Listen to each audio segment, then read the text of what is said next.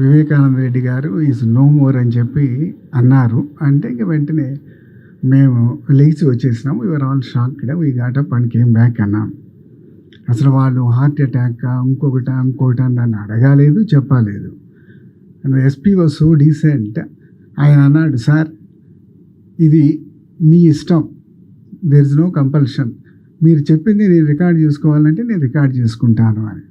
Because that 161 section 161 statement has no evidentiary value. CBI కాదు, ఎవరైనా CID కాదు, ఎవరు రికార్డ్ చేసినా it has no evidentiary value. Because అదేమన్నా స్వారన్ స్టేట్మెంట్ ఉండదు, దాని మీద మన సంతకాలు తీసుకోరు. ఎందుకు ఎవిడెన్షియరీ వాల్యూ లేదు అని అంటే అదే, దాని మీద ఉండదు కాబట్టి తీసుకెళ్ళిన వాళ్ళు టైప్ చేసి దాంట్లో 4 సెంటెన్స్లు యాడ్ చేసుకోవచ్చు, ఆల్రెడీ ఉన్నది 4 సెంటెన్స్లు డిలీట్ చేసుకోవచ్చు, కంప్యూటర్లో చేస్తారు కాబట్టి. That's why technically we say it has no evidentiary value. Information అన్నమాట, ఇన్ఫర్మేషన్ కోసం దాని వలన ఏమైనా లీడ్స్ దొరుకుతాయని వస్తారు, ఇన్ఫర్మేషన్ తీసుకుంటారు. తీసుకున్నప్పుడు అసలు ఇష్యూయే రాలేదు, గుండెపోట ఇంకొకటి అనేది అవుట్ రైట్. ఇటువంటిది ఈరోజు మాకు విశ్వసనీయ వర్గాల ప్రకారం తేలింది. లేకపోతే విశ్వసనీయత అంటే అసలు విశ్వసనీయత అనే పదానికే అర్థం లేకుండా పోతుందన్నమాట. So I thought at least CBI should come forward and condemn such things, because it's an absurdity. It only affects the credibility of the CBI. CBI నుంచి లీక్ వచ్చింది, సిబిఐ చెప్పారు అని చెప్పి సూపర్ఫ్లూయస్ అన్కనెక్టెడ్ ఇన్ఫర్మేషన్ మనం పబ్లిష్ చేస్తూ పోతే దానికి absolutely who suffers? It is not me or anyone. CBI's credibility suffers. నేను I will read out the judgment. అది వాళ్ళ క్రెడిబిలిటీ, ఇన్వెస్టిగేషన్ ఏజెన్సీ క్రెడిబిలిటీ పోతుంది. They should come forward and arrest these things. వాళ్ళని misuse చేసుకుని, వాళ్ళ పేర్లు misuse చేసి leaks అనేది కంట్రోల్ చేయవలసినటువంటి బాధ్యత వాళ్ళది. అదర్వైజ్ ఇటువంటి సిచ్యువేషన్లో మేము ఆ రోజు మేనిఫెస్టో కమిటీ మీటింగ్ ఏదో పెట్టారు, ఉమారెడ్డి గారు దానికి chairman, I'm not a member. నేను, ఆయన మా గురువు గారు, మీకు చాలామందికి తెలిసే ఉంటుంది, హీ టాట్ మీ లెసన్స్. మా కాలేజీలో పాఠాలు చెప్పారు, అప్పటి నుంచి మాకు అనుబంధం ఉంది. అజయ్ నాకు కొంచెం హెల్ప్ చేస్తావా ఇలా మేనిఫెస్టో కమిటీలో అంటే, okay sir, I will settle, I'm free. ఇప్పుడు రిటైర్ అయ్యి ఖాళీగా ఉన్నాము, I'm free, I will settle help you అన్నాము. అట్లా ఆ కమిటీ మీటింగ్ జరిగేటప్పుడు ఒకరోజు ఇక్కడ ఆ డిస్కషన్స్ కోసం వెళ్ళటం జరిగింది. ఆ టైంలో ఏముంటుంది, ఎవరు అడిగినా కూడా మీరు you are focused on your job. ఏదో పని లేని వాళ్ళు, పనికి మాలిన వాళ్ళు అటు ఇటు చూస్తారు, కానీ పని ఉన్న వాళ్ళు పని మీద ఫోకస్ చేస్తారు కదా. ఫోకస్ జరిగేటప్పుడు ఎవరు పట్టించుకుంటారు, ఎక్కడో ఏదో డోర్ నాక్ అయిందని చెప్పి ఎవరో ఒక 2 నిమిషాలు బయటికి వెళ్ళి వచ్చారు అనేది who will observe so seriously. సడన్గా ఎవరో ఇటువంటి ఇన్ఫర్మేషన్ ఇస్తే ఓకే ఐఎమ్ షాక్డ్ అని చెప్పి బయటకు వస్తాం. అంతకు తప్పితే అది such a silly thing and such a superfluous thing. దానికి ఒక సీరియస్ మర్డర్ కేసులకి లింకులు పెట్టడము, దాన్ని ఏదో ఒక మనకు కావాల్సిన విధంగా దాన్ని డ్రైవ్ చేసుకోవాలి, టర్న్ అరౌండ్ చేసుకోవాలి అనేది it is just immoral and unethical అనేది నా అభిప్రాయం అన్నమాట. Plus any investigation agencies information that they gathered or information that they recorded or a statement recorded, it is supposed to be confidential. వాళ్ళు except to the court where they submit, ఒక charge sheet ఇంకోటి file చేసినటువంటి కోర్టులో submit చేస్తే తప్పితే they don't share even to the accused with the permission of the court. నేను I will read out the judgment. అటువంటిది ఒక అక్యూజ్డ్కి ఆర్ ఎలిజ్డ్ అక్యూజ్డ్కి కూడా ఇవ్వనటువంటి స్టేట్మెంట్స్, ఇన్ఫర్మేషన్స్ బయట, that false statements, false informations బయటకి లీక్ అవుతున్నాయంటే it's high time that CBI should come and condemn it. This is non sensical అనేది they should take also steps to curb such things అన్నమాట. ఎందుకు ఇదంతా కూడా publish చేయడానికి ఏదో మాకు రైట్స్ ఉన్నాయి, మా మీడియా మా ఇష్టం అనటానికి నేను I have circulated few paras from a judgment delivered in latest 2022 April 19th, WP number 346 అన్నమాట. ఎందుకంటే నేను బేసికల్లీ ఐ థాట్ మిమ్మల్ని అడ్రస్ చేయడానికి కూడా కారణం ఇది, it's an opportunity to bring it to your notice. అందరూ ఒక రకంగా ఉండరు కదా, రాసేవాళ్ళు ఎట్లా మారరు అనుకోండి, మిగతా వాళ్ళకన్నా at least they can publish and educate people about the role of media in crime reporting అనేది. దీంట్లో క్లియర్గా జడ్జి గారు, అంటే ఎర్లియర్ అంటే సుప్రీంకోర్టులో కూడా these issues were settled. I will read out for the interest అనమాట. The media interest or media debate are all permitted in a democracy by rule of law, subject to one inviolable exception, namely that the media cannot during the course of trial or investigation suggest, publish, telecast that A or B is guilty or that C or D is untrustworthy or an honest witness. This is plainly impermissible, as the said suggestions of guilt, of innocence or creditworthiness of witness etc. are beyond the permissible rights of media. Media cannot usurp the jurisdiction of the courts, which alone has the constitutional authority to decide the guilt, innocence of a person or decide on the content, quality or width of any right available to any citizen, accused, suspect. The rule of law, a basic feature of our constitution, grants every accused a right to ensure that he is tried in accordance with the procedure laid down by the criminal laws on the basis of evidence let in the trial, and without the court trying the case being influenced by a parallel trial by media and discussions by the media in regard to matters which are sub judice. Half-truths and misinformation cannot be the basis of publications or telecast. The media cannot be given the right to speculate on the outcome of the ongoing investigations or the court proceedings or criminal trials.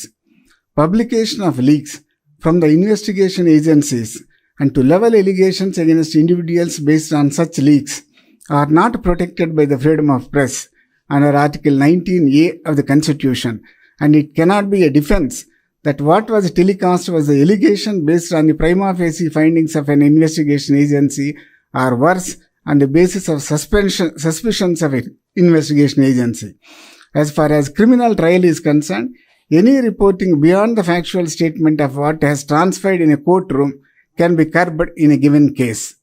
Though the media performs the vital public function of being the communicator and the link between the courts of law and the people, its rights are also regulated, and the fundamental right of speech and expression cannot be allowed to trample upon the rights available to the other citizens, accused or suspect. Reports telecast having the effect of prejudicing mankind against the parties and the court before the case is heard clearly interferes with the course of justice.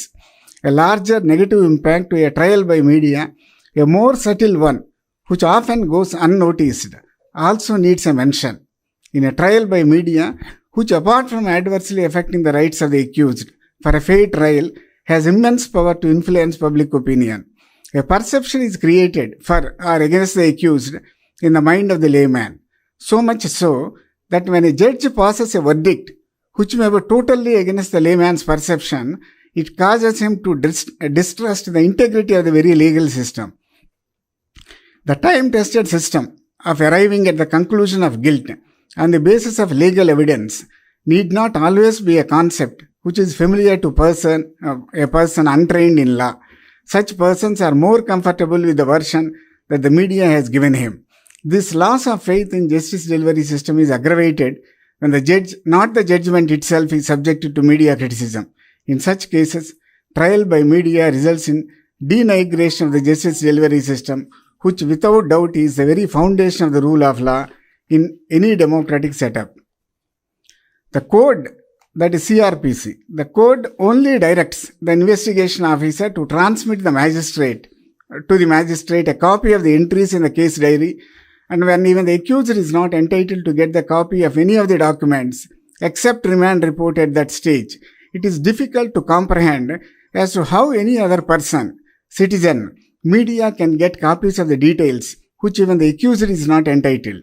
Still worse will be the case of publication, telecast of the alleged materials referred above, which can only be on the basis of surmises, suspicion.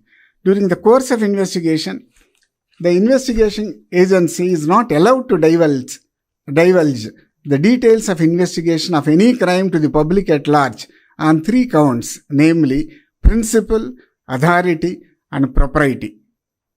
In addition, he also mentions the norms of journalist code published by Press Council of India 2019 edition also recognizes that in a conflict between fair trial and freedom of speech, fair trial has to necessarily prevail. It is not always advisable to vigorously report crime related to issues in a day-to-day basis, nor to comment on supposed evidence of the crime without ascertaining the factual matrix. This is a part of the journalist code. Victim, witnesses, suspects and accused should not be given excess publicity, as it amounts to invasion of their privacy rights.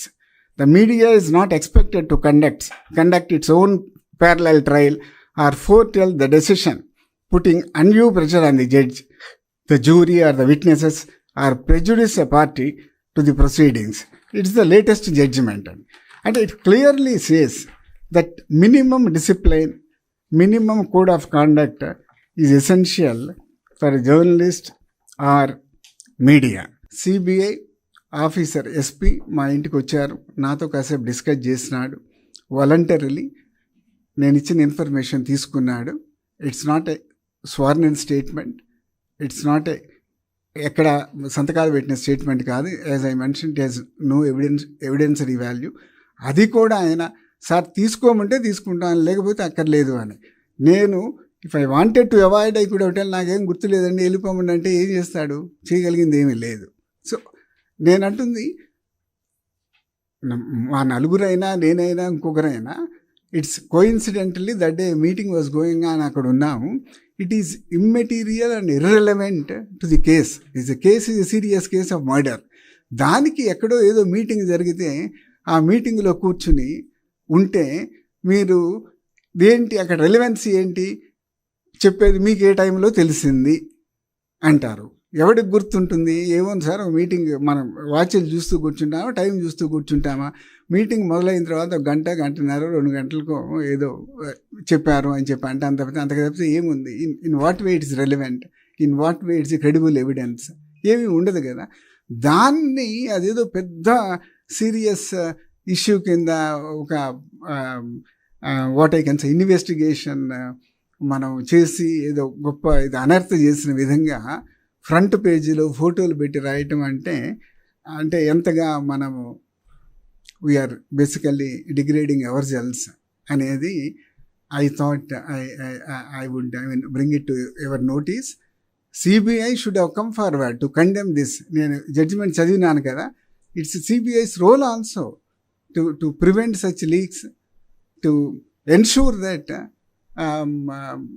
nothing is given to the media till the case investigation is over and brought it to the court. అది లేకుండా అక్యూజ్డ్కి ఏమని information leaks బయట చేస్తున్నారు అని అంటే it is sad. అది more than that, అది పోనీ మనం ఇచ్చిన ఇన్ఫర్మేషన్ అయినా పర్లేదు. అబ్సర్డ్ లైస్, అసలు మనం ఏమి అటువంటి వాళ్ళు అడగంది మనం చెప్పని దాన్ని పెద్ద హెడ్డింగ్ పెట్టి రాయటం అంటే it is not only painful but only it reflects మనం ఏ స్టేజ్ నుంచి ఏ స్టేజ్కి వస్తున్నాము అనేది రిఫ్లెక్ట్ అవుతుంది అనే ఉద్దేశంతో I thought I will share this. Thank you.